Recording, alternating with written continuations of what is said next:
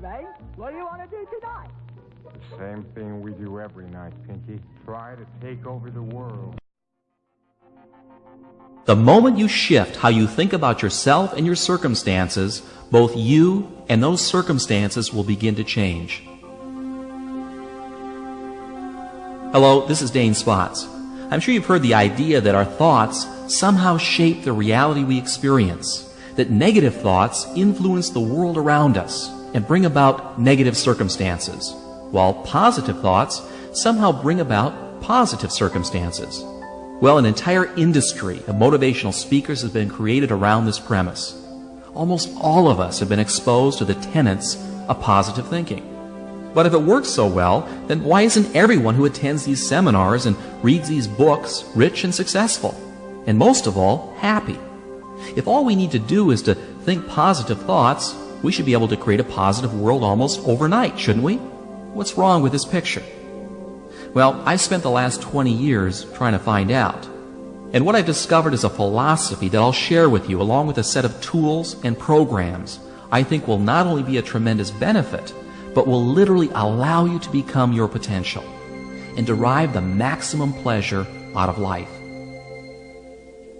Much of what I'm about to share with you will seem simple in concept. The best ideas usually are. And so I should warn you that there's a tendency to view these simple ideas from a surface level without really internalizing and practicing them. Therefore, I recommend that you listen to this tape a minimum of 4 times. 10 times would be even better. And each time you hear these ideas, rather than using your rational intellectual mind, which analyzes things to death, use your playful risk-taking side and make the effort to incorporate these tools into your daily life. The reason I'm asking this of you is because I know that most of you will listen to this tape once and then stick it on a shelf, and you'll never really use the material. I want you to use this stuff, to practice it and internalize it. You see, it takes a commitment, a conscious commitment, to make positive change occur on a subconscious level. The tools and reprogramming processes must be used to make them work. Look, here's something I want you to realize right now. The old you will do everything in its power to prevent change. It will come up with excuses for not listening to the tapes. It will procrastinate and make excuses for not using these ideas and programs, even if they're good for you. And the reason why you'll do that to yourself is because the old you is comfortable. It has a built-in survival mechanism to protect the status quo. And that's why change is so difficult. And it's also why positive thinking on a surface level always fails. Millions and millions of people attend positive thinking seminars or buy books and tapes each year, yet very few derive lasting benefits from them. If you've ever attended any of these seminars or read any of these books, you're usually high from the motivational uplift for about 2 days. Then you go back to your old self again. Listen, it isn't that the material isn't valid or doesn't work. It does. It's just that the positive thinking and motivational stories deal only with your conscious mind. And that conscious mind is not the engine that powers your life. Rather, it's the subconscious or the unconscious portions of your mind from which your behavior and attitudes spring. Going directly into the unconscious and rewiring how you think about yourself and your future is the key to permanent and lasting change. And that's precisely what we'll be addressing in this program. Okay, let's begin. First off, let me give you the philosophy behind this program and also answer the question of just how our thinking and beliefs on a subconscious level affects our wealth, our health, and our success or failure in any undertaking. Let me read you something that sums up rather nicely the point of all of this. What we believe determines what we make true. Let me read that again to you. What we believe determines what we make true. Our perceptions of reality, how we think about ourselves and the world around us, what we look for and what we take to be true is determined by our beliefs. Alter a belief and you can change reality, or at least the reality that you experience. What I'm saying is that through your beliefs, you form your reality. A friend of mine who's a very successful and very wealthy real estate entrepreneur started without a single dime in his pocket, and he was able to amass a great fortune in only a few years with a simple philosophy of faking it until he made it. He convinced himself on a subconscious level that he had already acquired a great fortune, when in fact he was really broke. In his mind, he became a millionaire. The circumstances that brought about that reality then followed. Now, I'm sure that you've heard similar stories. What we take to be true on a subconscious level becomes our reality. Now, does that mean that skill and luck don't play a role in wealth and prosperity? Well, money-making skills are learned and begin with a desire and a belief that it's possible. Remember, what we believe is based on our perceptions, and what we perceive depends upon what we look for. And what we look for depends upon what we think. And luck, and we all know of those people who seem to be exceptionally lucky, is created out of a core belief that good things should happen. It's an expectation. Expect to be lucky, and you will be. It's as simple as that. Now, you've probably seen this happen to you all the time, but in reverse. You know, when you tell yourself that you're having a bad day, and sure enough, you do. What we believe determines what we make true. And that's the entire premise of this idea, as well as the tape. Are you still with me? What I'm telling you here is nothing new. In fact, it's very old. Philosophers and great thinkers have been saying it for thousands of years. The Roman philosopher Marcus Aurelius said, "Our light is what our thoughts make of it." Napoleon Hill said exactly the same thing in Think and Grow Rich. And everyone since has said the same basic idea. But that doesn't necessarily help you make it work better in your life. You see, you've got to break through an encrusted mind script that's made up of years of negative programming. That's why we've created mind development tools here at Zygon, because the purpose of these tools is to deal with the issue of beliefs and behavior at the deepest levels of your being, and to anchor these new beliefs into your subconscious, where your beliefs are formed and reinforced by your perceptions and thus made true. To create lasting change, you must rescript the core set of beliefs that forms how you think and perceive your reality. Inside our subconscious minds, we have scripted what we see as the truth. Remember, what we accept to believe as true is true or becomes true, period. And any evidence contrary to our core beliefs is discarded or perceptually modified by our brains. So if you've been told all your life that you'll never amount to anything, or believe that being wealthy is something beyond your grasp, then that is the mind script that is welded into your subconscious. And then that's the reality you will experience. Now, enough talk about that. Let me give you now a very simple and very powerful tool that you can use to create the reality that you'd like to experience, to attract wealth and prosperity, to bring forth loving and positive relationships, to make you shine and glow and achieve in every area of your life. It's a process I call visioneering. What is it? Well, it's a program of mental rehearsal of future events that anchors successful images to positive emotions through a simple visualization technique. It also programs the subconscious to bring forth a desired goal into reality. Now, you're probably familiar with visualization techniques, and perhaps you've experimented with them in your life. That's good. Most people try it for a while, but then they give up, usually for two reasons. The first is that the old you creeps in again with excuses for not changing. And also because you may not have been doing it right, so you never really noticed any positive feedback to justify continuing doing it. Well, I'm going to give you a super simple solution that's going to work incredibly well, but it's up to you to use it. And there are 3 steps in the process. Before I give them to you, let me give you a bit of a tip. You must set up a regular time each and every day for your visioneering session. We're talking about 5 minutes a day. 5 minutes, and you can achieve any worthwhile goal that you desire. Morning or night, it doesn't really matter. Just give yourself the 5 minutes. You're worth it. Now, this 5 minutes must be exclusively devoted to the visioneering process. Okay, are you ready for a session? Get into a comfortable position, close your eyes, and with your eyes closed, roll them upwards slightly, as if you're trying to see the center of your forehead, and listen to yourself breathe. Focus your attention on slowly taking deep breaths and on the sound of the air coming in and out of your lungs. Feel yourself relax. Do this breathing exercise 5 times. It will only take 45 seconds or so as you focus on your breathing. This is a simple relaxation exercise that will immediately alter your consciousness, putting your brain into an alpha state.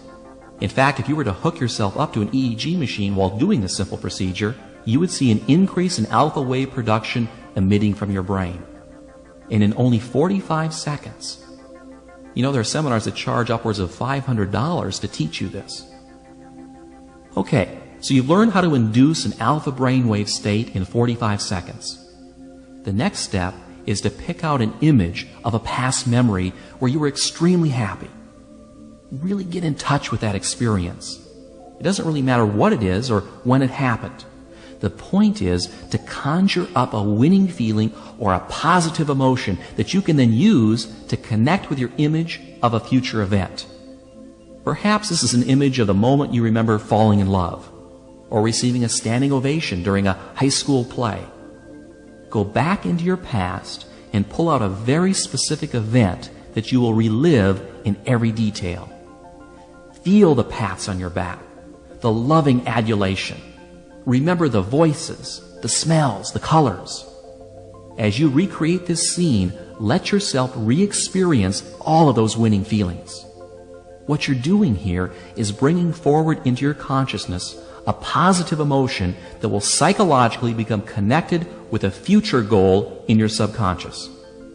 This has the effect of anchoring that desired goal into the subconscious mind so that it's energized and becomes a subconscious reality. Now, making it happen is really quite easy, because if the subconscious mind believes it, it will alter your perceptions and will look for it to make it into a reality. I'll talk more about that a little bit later. Okay, once you've relived that positive moment and felt those winning feelings welling up inside of you, the next step is to envision the future goal that you want to achieve as vividly as possible. It can be through a mental picture, a word, a musical note, a taste. In fact, any sensory image that you can think of. Each person is different. Some people respond better to pictures, while others words. The key point here is to see yourself as if you've already achieved that goal, whether it's in the form of a picture, a feeling, or words. If it's money, see yourself as already having it. Perhaps the images are of you going to the bank with a big deposit, or you're sitting at your desk at work piled high with $100 bills. Smell the money, roll in it, throw it in the air.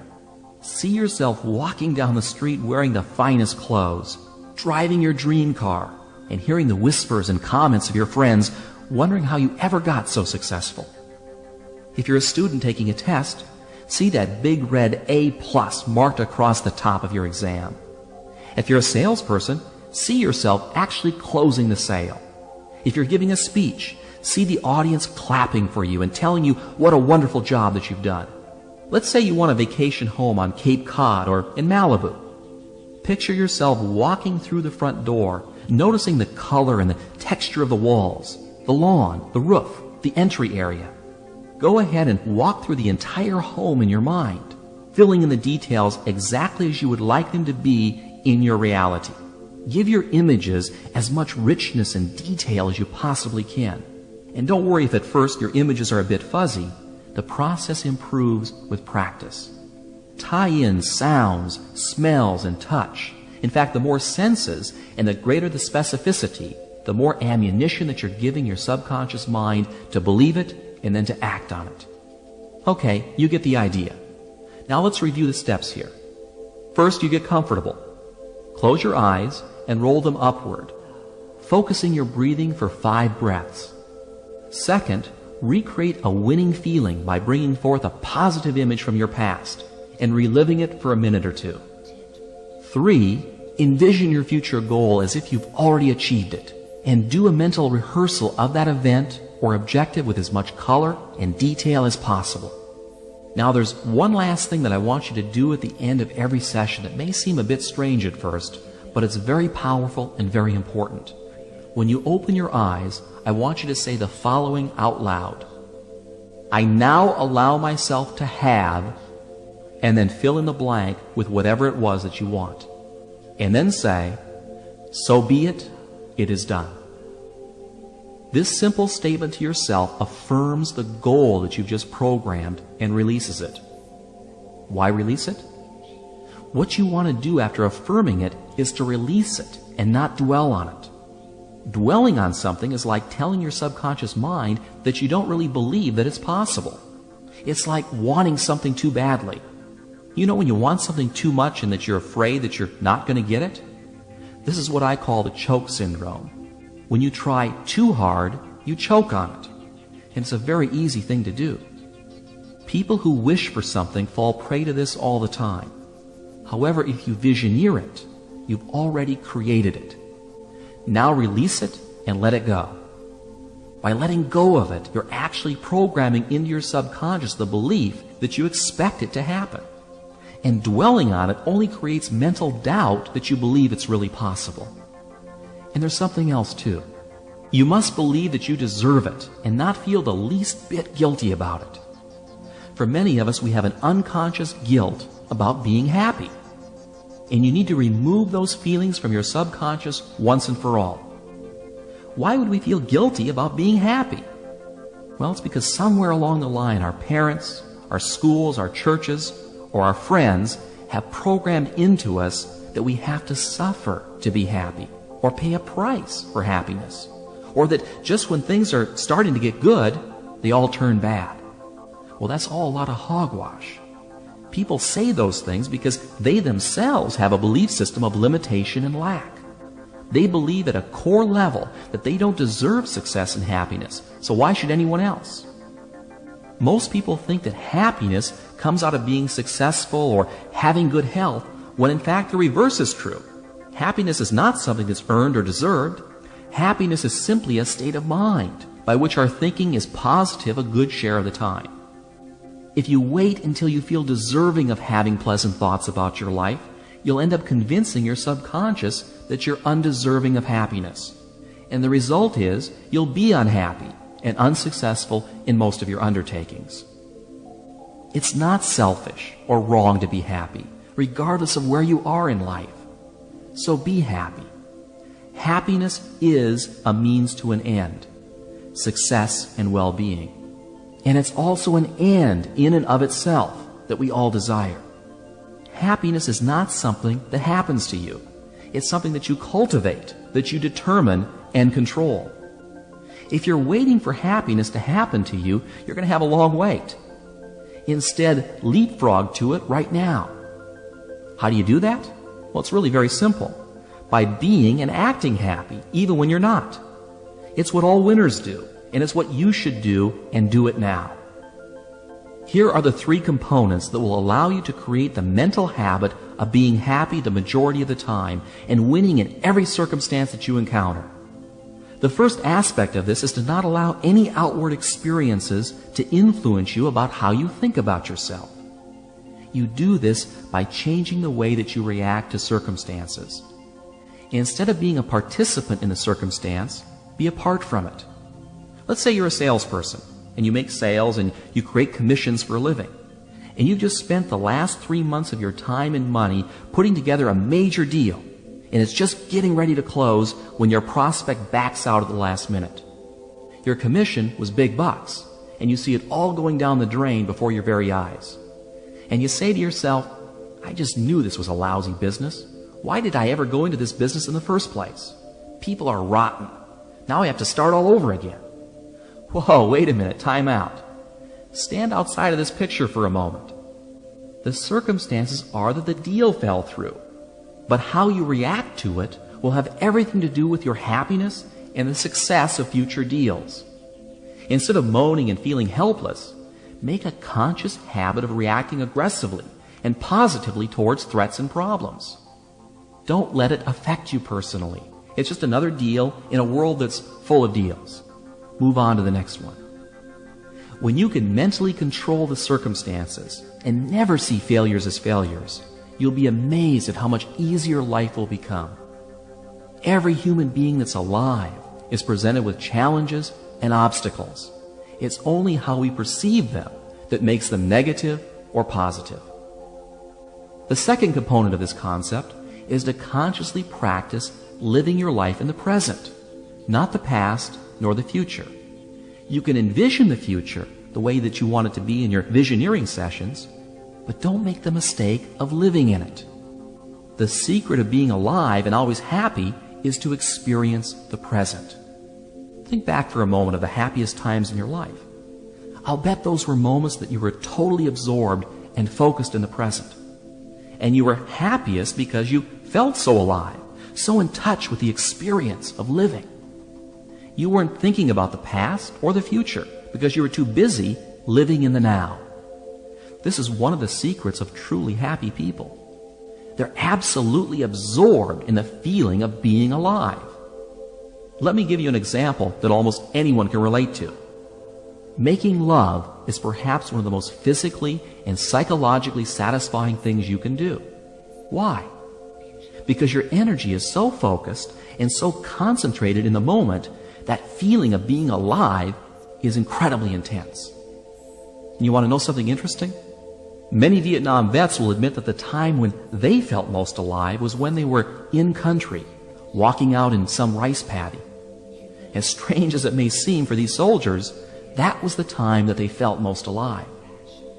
By living your daily life with focus and concentration, you will not only perform at your best, but the intense pleasures you will derive from just living will dramatically increase.